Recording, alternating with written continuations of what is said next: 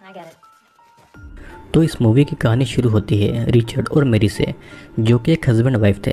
Richard के बेटे Stephen को बोर्डिंग स्कूल में भेजा जा रहा था क्योंकि हाल ही में स्टीफन ने बहुत सारी गलतियां की थी। स्टीफन मेरी का स्टेपसन था और स्टीफन बिल्कुल भी खुश नहीं था कि उसे बोर्डिंग स्कूल में भेजा जा रहा है। अब कार में भी स्टीफन रिचर्ड से इसी बात पर झगड़ा करता है और उनका झगड़ा इतना ज़्यादा बढ़ गया था कि उनकी कार एक ट्रक से जा टकराती है, जिसके बाद में सीन यहीं पर कट होता है और कहानी फिर 6 महीनों के बाद से शुरू होती है, जहां पर मेरी अपने बेड से उठकर स्टीफन के रूम में जाती है। और एक्सीडेंट के बाद में स्टीफन अब पैरालाइज्ड हो चुका था और हर तरफ से मेरी को उसका ध्यान रखना पड़ता था। मेरी स्टीफन को व्हीलचेयर में बिठाकर टीवी के सामने लाकर रख देती है। फिर मेरी अपने क्लिनिक में जाती है और वो एक साइकोलॉजिस्ट थी। मेरी का एक पेशेंट था टॉम, जो कि बोल और सुन नहीं सकता था। टॉम मेरी के साथ भी कुछ अलग बिहेव करता था। टॉम के साथ में मेरी का सेशन खत्म होने के बाद में टॉम की गार्डियन जॉन आती है। जॉन कहती है कि टॉम को बस्टन भेजा जाएगा ताकि वो वहाँ पर अच्छे से रह पाए, क्योंकि यहाँ पर वो ऑर्फनेज के बाकी बच्चों के साथ में एडजस्ट नहीं हो पा रहा है। वो कभी कभी बाकी बच्चों के साथ में वायलेंट हो जाता है। टॉम के जाने की खबर सुनकर मेरी को बहुत बुरा लगता है और टॉम के जाने से पहले मेरी उसे एक स्कार्फ और एक हैट गिफ्ट करती है। वो स्कार्फ और हैट पहले स्टीफन का था और कुछ समय के बाद में मेरी और उसकी रिसेप्शनिस्ट लूसी उसे एक नर्सिंग होम की एडवर्टाइजमेंट दिखाती है ताकि मेरी स्टीफन को वहाँ पर भेज पाए। अब रात को मेरी एक थेरेपिस्ट डॉक्टर विल्सन के पास अपना सेशन कर रही थी। वो डॉक्टर विल्सन को कहती है कि वो भी स्टीफन को नर्सिंग होम भेजना चाहती है। स्टीफन अब एक इमोशनलेस बॉडी बनकर रह गया था और वो उसका ध्यान तो रख ही रही थी और अब उसे लगता है कि स्टीफन अब खुद अंदर से जिंदा नहीं है। बाद में फिर मेरी स्टीफन को बाथटब में नहला रही थी और अचानक से वो स्टीफन को बाथटब के पानी में डुबाकर मारने लगती है। पर यह सब मेरी का बस एक सपना था। उसे घर पर किसी की आवाज़ सुनाई देती है तो वो उसे चेक करने जाती है, पर मेरी को घर पर कोई नज़र नहीं आता है तो वो घर के बाहर जाकर चेक करने लगती है। मेरी को उसके क्लिनिक के बाहर किसी के कार की विंडो बंद होने की आवाज़ सुनाई देती है, जिससे कि वो पुलिस को कॉल करके बुलाने वाली थी। पर मेरी को उसके कार में टॉम नज़र आता है। फिर मेरी को जॉन का कॉल आता है और वो बात करने के लिए अपने ऑफिस में जाती है, लेकिन ऑफिस में आने के बाद में मेरी अपने ऑफिस में ही लॉक हो गई थी। लेकिन लकीली मेरी के पास में डुप्लीकेट चाबी थी तो वो उस डोर को खोल लेती है, पर तब तक टॉम वहाँ से गायब हो गया था और मेरी टॉम को बाहर ढूंढने लगती है, लेकिन टॉम उसे कहीं भी नहीं दिखाई देता है। फिर अगली सुबह मेरी के घर पर पुलिस आती है और पुलिस मेरी को कहती है कि वे लोग टॉम को जल्दी ढूंढ लेंगे। अब उसी रात को फिर से मेरी को कोई आवाज़ें सुनाई देती है। मेरी उस आवाज़ का पीछा करती है पर उसे कोई नहीं दिखाई देता है और जब वो वापस से घर के अंदर आती है और तभी उससे फिर से वो आवाज़ें सुनाई देने लगी थी, जिससे कि मेरी बहुत ज़्यादा डर जाती है और वो भागकर घर के अंदर ही आ जाती है। घर में आने के बाद में वो डोर को बंद करने ही वाली थी, पर कोई डोर के बीच में अपना हाथ रख देता है और वो फ़ौरन डोर को खोल लेती है। तो वहाँ पर वो देखती है कि वहाँ पर स्टीफन था। मेरी को अचानक से होश आता है और उसे पता लगता है कि ये बस उसका एक सपना था। फिर अगली सुबह लूसी जब मेरी से मिलने आती है तो मेरी स्टीफन के रूम में थी। मेरी फिर टॉम के लिए रूम को साफ कर रही थी कि क्या पता टॉम वापस आ जाए। मेरी की सेक्रेटरी लूसी उसे याद दिलाती है कि उसका एक पेशेंट के साथ में सेशन है और तब मेरी अपने क्लिनिक में जाती है। वहाँ पर एरन नाम का एक पेशेंट आया था और एरन मेरे पर गुस्सा होता है क्योंकि मेरी का पूरा ध्यान टॉम पर ही था और मेरी अपना पूरा ध्यान उस पेपर के आर्टिकल पर ही दे रही थी जहाँ पर टॉम के बारे में लिखा हुआ था। एरन के सेशन के बाद में एरन के पिता डॉग मेरी से एरन की प्रोग्रेस के बारे में पूछते हैं और मेरी कहती है कि एरन जल्दी अपने पेरेंट्स के डिवोर्स को एक्सेप्ट कर पाएगा। डॉग मेरी को उसके साथ में डेट पर जाने के लिए इनवाइट करता है पर मेरी उसे मना कर देती है। डॉग मेरी से इस बात के लिए माफ़ी भी मांगता है। मेरी फिर वापस जब अपने क्लिनिक के अंदर जाती है तो डॉग को दिखता है कि स्टीफन खिड़की से उसी की तरफ देख रहा है, जिसके बाद में डॉग वहाँ से चला गया था। अब रात को मेरी जब स्टीफन को सुला रही थी तो मेरी को हॉल से किसी की आवाज़ें सुनाई देती है। मेरी उसी तरफ देखने जाने वाली थी पर स्टीफन उसे रोक देता है और तब मेरी उस आवाज़ को इग्नोर कर देती है। लेकिन तभी आधी रात को किसी के चलने की आवाज़ से मेरी की नींद खुलती है और उसे ऐसा लग रहा था कि उसके कमरे के बाहर कोई चल रहा है।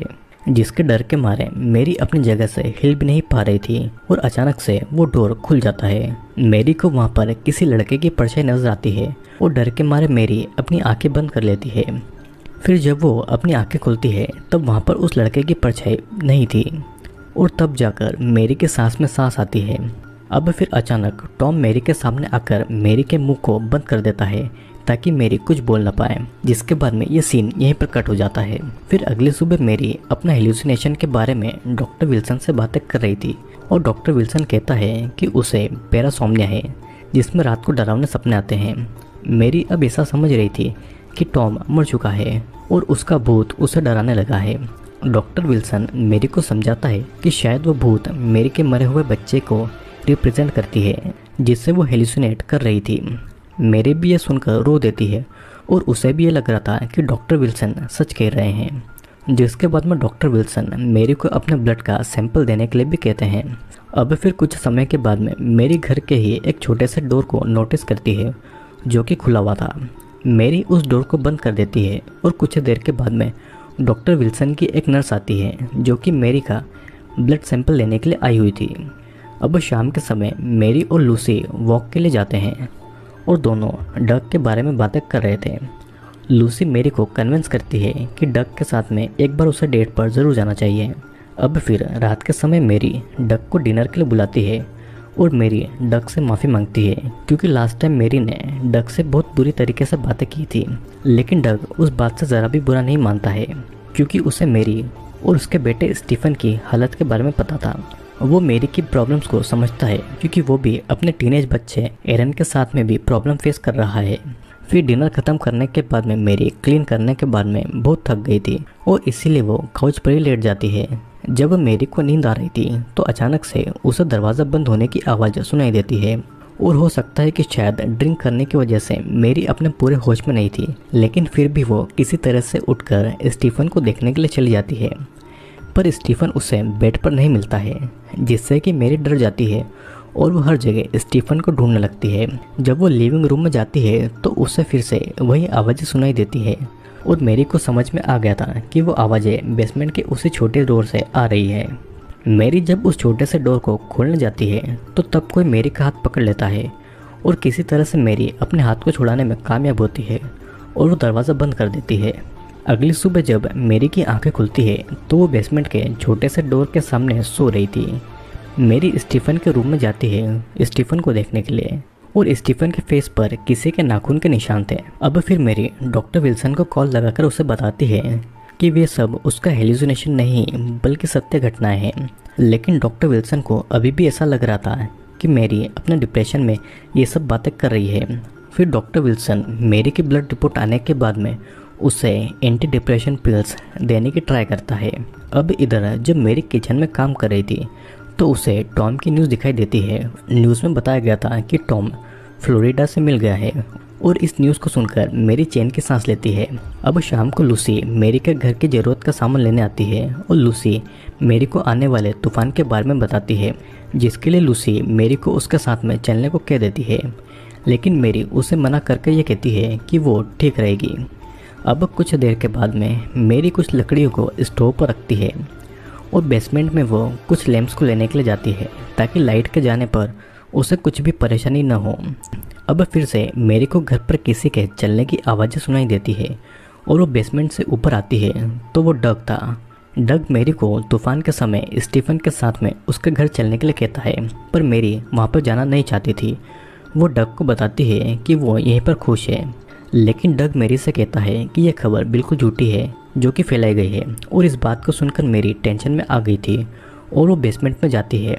मेरी को बेसमेंट में स्टोरेज की चाबी नहीं मिलती है और तब वो स्टोरेज के ताले को तोड़ देती है। अब उस तरफ डॉक्टर विल्सन मेरी को कॉल कर रहा था और बहुत देर के बाद में मेरी डॉक्टर विल्सन के कॉल का आंसर करती है। मेरी के ब्लड टेस्ट की रिपोर्ट आ गई थी और डॉक्टर विल्सन मेरी से बहुत ज़्यादा डिसपॉइंट था कि मेरी किसी तरह का ड्रग ले रही थी और यहाँ तक कि वो अपने बेटे स्टीफन की मेडिसिन भी ले रही थी। पर मेरी इन सब बातों को नहीं मानती है और मेरी गुस्से में उस रूम से चली जाती है, लेकिन वो कॉल को कट नहीं करती है। और तभी डॉक्टर विल्सन को कॉल पर नज़र आता है कि स्टीफन अपनी व्हीलचेयर पर नहीं है। स्टीफन खुद अपने पैरों पर चल रहा है और तभी अचानक से पावर कट हो जाती है और डॉक्टर विल्सन का कॉल भी कट हो जाता है। जिसके बाद में डॉक्टर विल्सन फिर से फ़ौरन मेरी को कॉल लगाता है, लेकिन तब तक मेरी बेसमेंट में ही लॉक हो गई थी। मेरी बस लैंप की रोशनी से देख पा रही थी और अचानक मेरी को स्टोरेज पर टॉम दिखाई देता है। मेरी इस बात से शॉक्ड हो गई थी और तभी वहाँ पर स्टीफन से वो टकरा गई थी।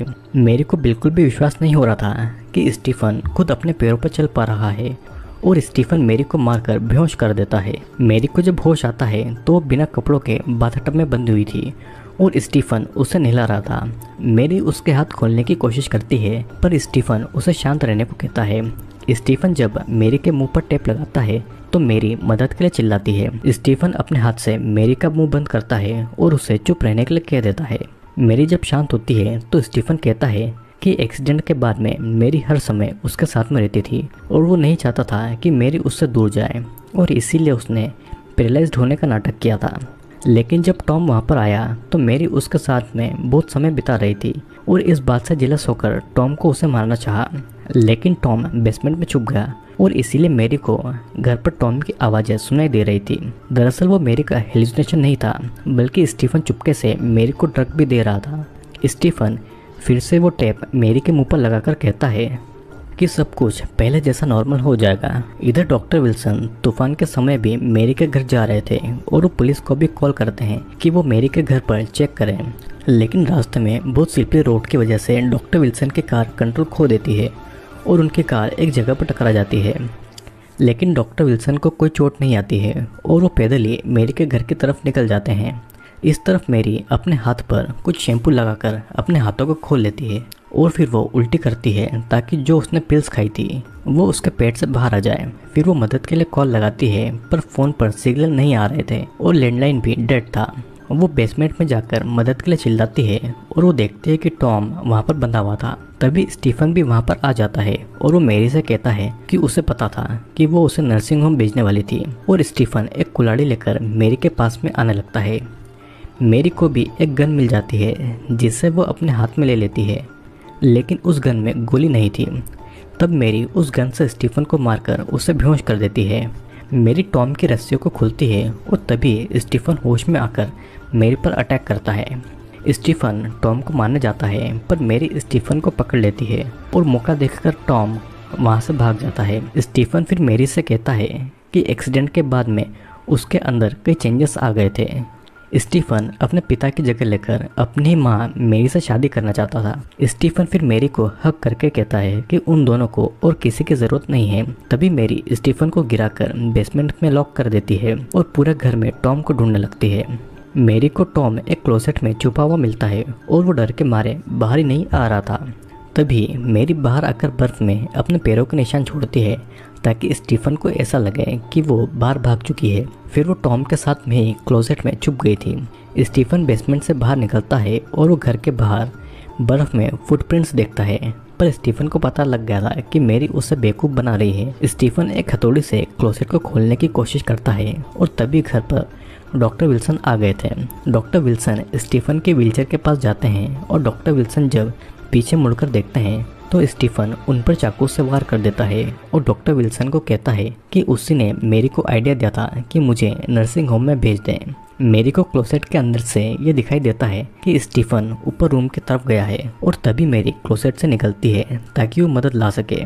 मेरी किचन के डोर से बाहर निकलने वाली थी और वहाँ पर मरा हुआ डॉग पड़ा हुआ था। जिसके बाद में मेरी फिर से क्लोसेट के पास में आ गई थी और टॉम को भी कहती है कि वो यहाँ से निकलने का रास्ता ढूंढे। रास्ता ढूंढते ढूंढते मेरी को डॉक्टर विल्सन मिलते हैं जो कि बहुत ही ज़्यादा जख्मी थे और डॉक्टर विल्सन मेरी को आइडिया देते हैं कि स्टीफन के दिमाग के साथ में खेलें। मेरी किचन में जाकर विंडो को तोड़ देती है और स्टीफन भागकर वहाँ पर आता है ताकि मेरी और टॉम को वहाँ से भागने से रोक सके, लेकिन टॉम तब तक वहाँ से बाहर निकल चुका था। फिर स्टीफन को शांत करने के लिए मेरी अपनी बातों में स्टीफन को फंसाने लगती है, पर स्टीफन गुस्से से मेरी का सर स्टोव पर मारता है। मेरी स्टीफन से कहती है कि वो उससे बहुत प्यार करती है और स्टीफन मेरी की बातों में फंस जाता है, जिसका मौका देखकर मेरी स्टीफन का हाथ गैस पर रखकर उसे जला देती है। स्टीफन मेरी को पकड़ लेता है और तभी स्टीफन का ध्यान भटकाने के लिए टॉम स्काईलाइट से उस पर बर्फ़ फेंक देता है और मौका देखकर मेरी एक पेन स्टीफन के सर पर मार देती है और वो हैमर से सामने का डोर खोलती है और वो टॉम के साथ में घर से बाहर भागती है।